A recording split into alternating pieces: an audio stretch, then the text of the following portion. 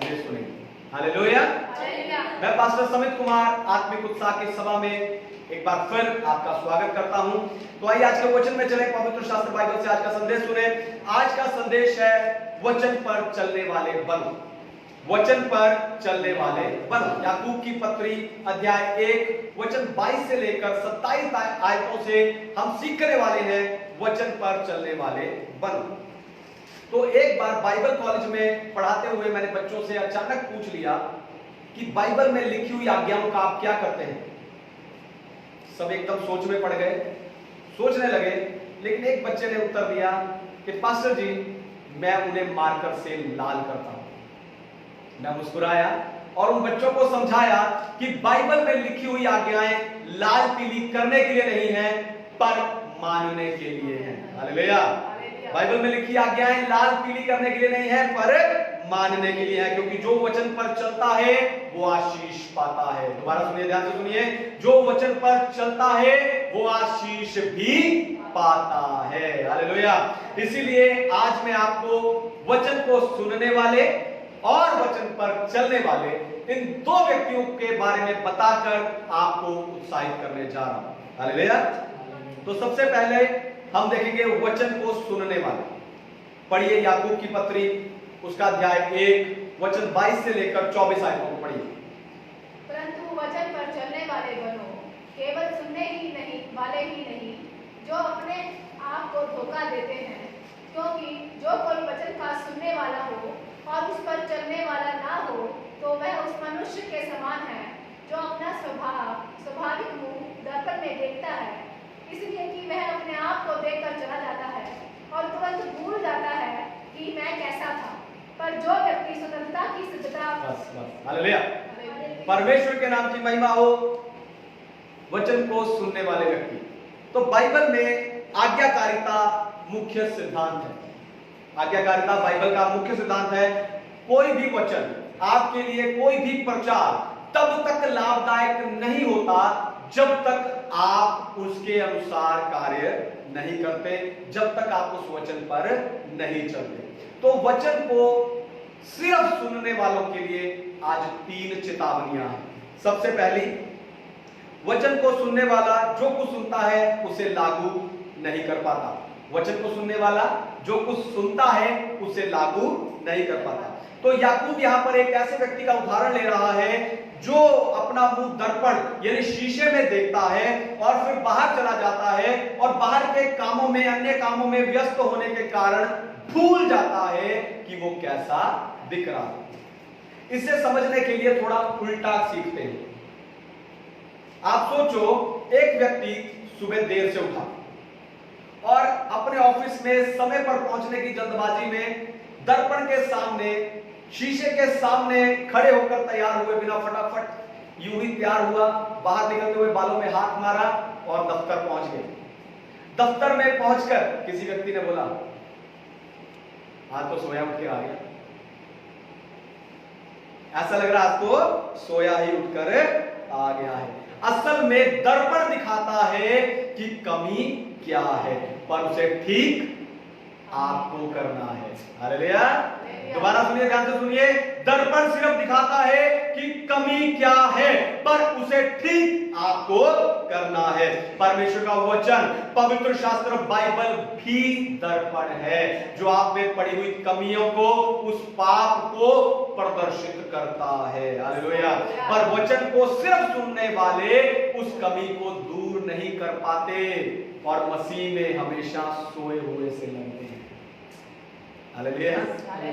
ऐसे लोग जो अपने जीवन से कमियों को दूर नहीं कर पाते, मसीह में हमेशा सोए हुए से लगते हैं। दूसरी बात, वचन को सुनने वाला भूल जाता है कि उसने क्या सुना। वचन को सुनने वाला भूल जाता है कि उसने क्या सुना। तो दर्पण का उदाहरण से याकूब यह सिद्ध करना नहीं चाहते कि दर्पण में कोई कमी है, क्योंकि दर्पण हमेशा सच्चाई दिखाता है। दर्पण हमेशा सच्चाई दिखाता है, यानी जो आप हैं, जैसे आप हैं, वही आपको दर्पण दिखाता है। उल्टा कमी तो मनुष्य में है जो देखकर भी भूल जाता है। हालेलुया। दोबारा सुनिए, ध्यान से सुनिए। कमी मनुष्य में है जो देखकर भी भूल जाता है। अब कोई कहेगा अच्छा पास्टर जी मैं समझ गया, याकूब यहां पर भुलक्कड़पन की बात कर रहा है। जी नहीं, याकूब यहां भुलक्कड़पन की बात नहीं कर रहा, पर प्राथमिकता की बात कर रहा है। हालेलुया। एक व्यक्ति खुद को दर्पण में देखने के बाद जब बाहर जाता है, बाहर के कामों में व्यस्त हो जाता है, अपना प्रतिबिंब, अपना अक्स, अपना रिफ्लेक्शन ही भूल जाता है, क्योंकि उसे याद रखना इतना जरूरी नहीं है। हालेलुया। आप एक बार तैयार हो गए और फिर आपको याद रखना जरूरी नहीं है। परमेश्वर, स्वर्ग, अनंत जीवन, इन सब के बारे में बात करना, इनके बारे में सुनना, इनके बारे में पढ़ना बहुत अच्छा लगता है, मजा आ जाता है। पर काम, पैसा, शौक, खेलकूद आदि को पहला स्थान देने के कारण वचन को सुनने वाले क्या करते हैं?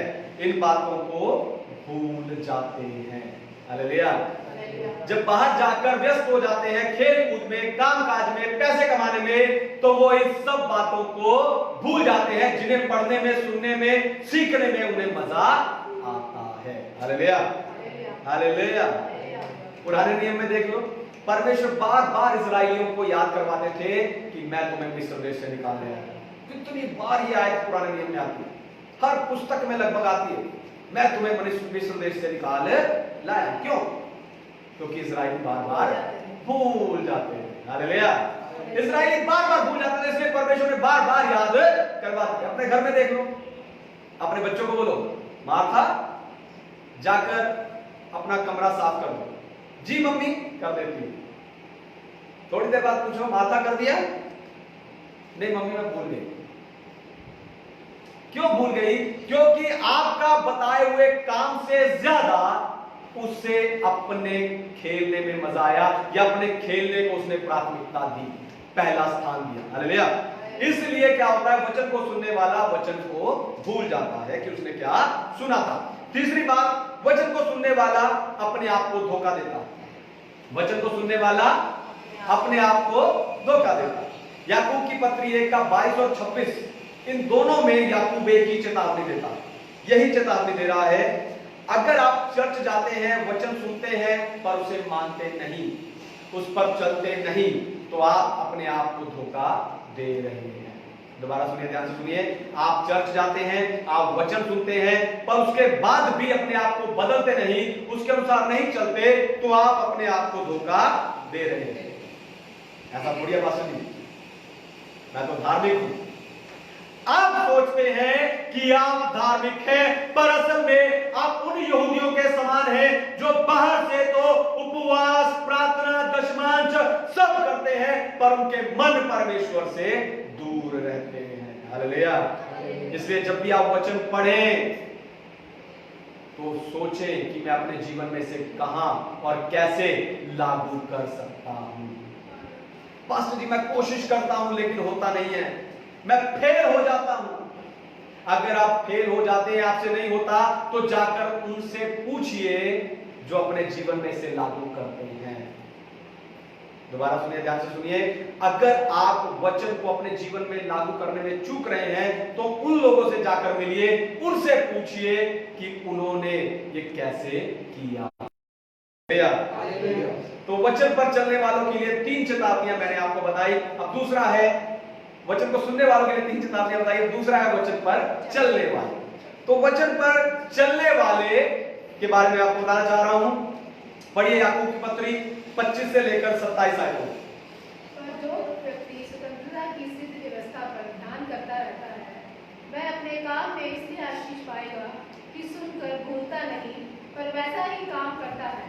यदि कोई अपने आप को भक्त समझे और अपनी जीभ पर लगाम न दे, पर अपने हृदय को धोखा दे, तो उसकी भक्ति व्यर्थ है। हमारे परमेश्वर और पिता के निकट शुद्ध और निर्मल भक्ति यह है कि नाथों और विधवाओं के कलेश में उसकी स्तुति ले और अपने आप को संसार से बेनिष्कलंक रखें। हालेलुया। परमेश्वर के नाम की महिमा हो। तो वचन पर चलने वाले आशीष पाते हैं। इसमें मैं 3 बातें आपको बताऊंगा। पहली, वचन पर चलने वाला बाइबल को गंभीरता से लेता है। वचन पर चलने वाला बाइबल को गंभीरता से लेता है। आप बाइबल को यूं ही पढ़ सकते हैं, बाइबल उठाई, जहां से भी मर्जी खोली, पढ़ ली, अगले दिन फिर उठाई, फिर खोली, पढ़ ली। पर सही बाइबल अध्ययन का अर्थ एक अध्याय को कई बार पढ़ना होता है। जब आप एक अध्याय को बार बार पढ़ते हैं, हर बार उसमें से आपको कुछ नया मिलेगा और वो नयापन आपके जीवन को भी नया कर देगा।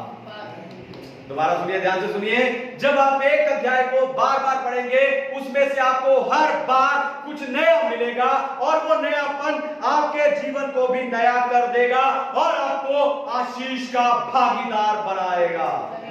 हालेलुया। दूसरी बात, वचन पर चलने वाला वचन को बाहरी जीवन में नहीं पर अपने मन में लागू करता है।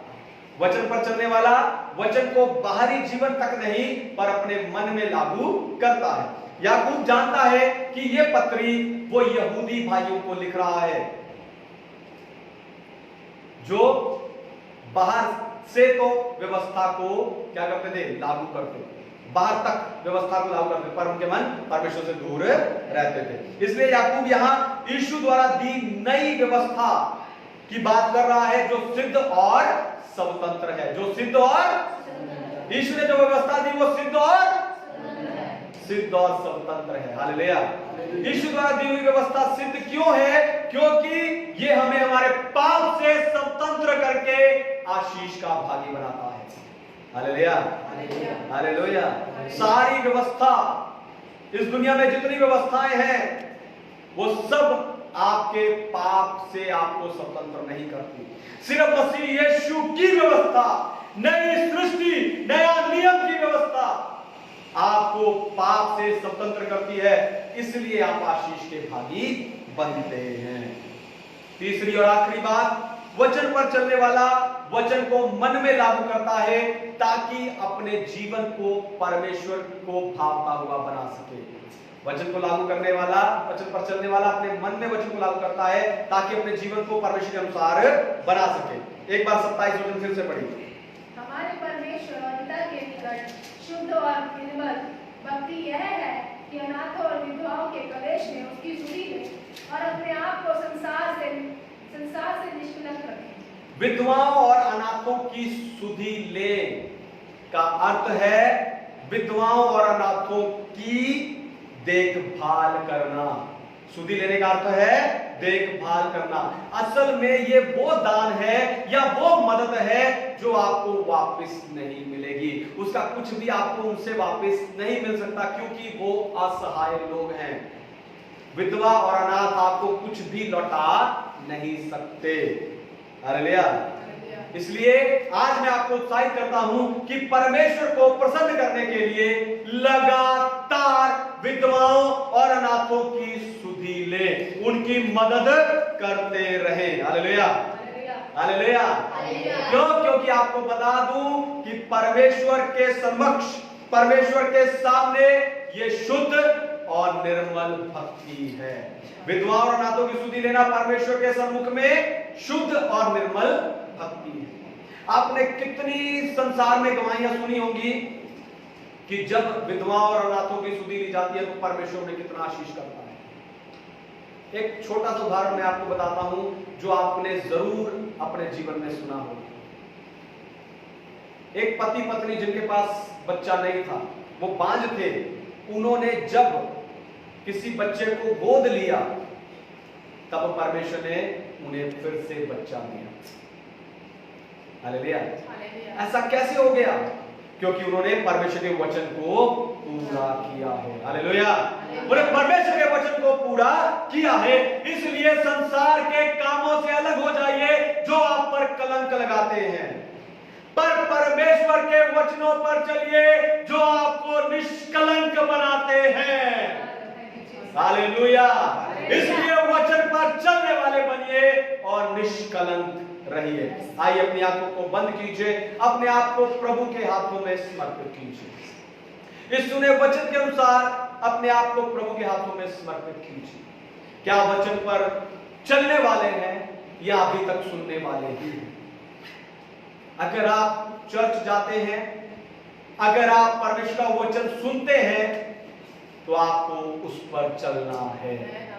अगर आप नहीं चल रहे तो अपने आप को धोखा दे रहे हैं, आप धार्मिक नहीं है, आप अपने आप को धोखा दे रहे हैं, क्योंकि आपका मन परमेश्वर से दूर है, परमेश्वर से दूर है। आज्ञाकारिता बाइबल का पहला एकमात्र उत्तम सिद्धांत है, मुख्य सिद्धांत है, बुनियादी सिद्धांत है। आपको परमेश्वर के वचनों का आज्ञाकारी बनना है, उसके वचनों पर चलना है, क्योंकि वचन पर चलने वाला आशीष का भागीदार है, वो आशीष पाता है। आपके जीवन में आशीष क्यों नहीं है? क्योंकि आप वचन को सुनते रहे, सुनते रहे, सुनते रहे, पर चले नहीं। अगर आपके जीवन में कुछ ऐसा है तो आज अपने आप को समर्पित कीजिए कि मैं परमेश्वर के वचन पर चलने वाला बनूंगा। मैं जो कुछ पढ़ूंगा, जो कुछ सुनूंगा, वैसा करूंगा, वैसा करूंगा। और हाँ, अगर मैं लागू करने में फेल हो गया तो मैं उन लोगों से मिलूंगा, उनसे पूछूंगा कि मैं इसे कैसे करूं। अपने करके परमेश्वर के वचन को लागू करके निष्कलंक कैसे बनूं।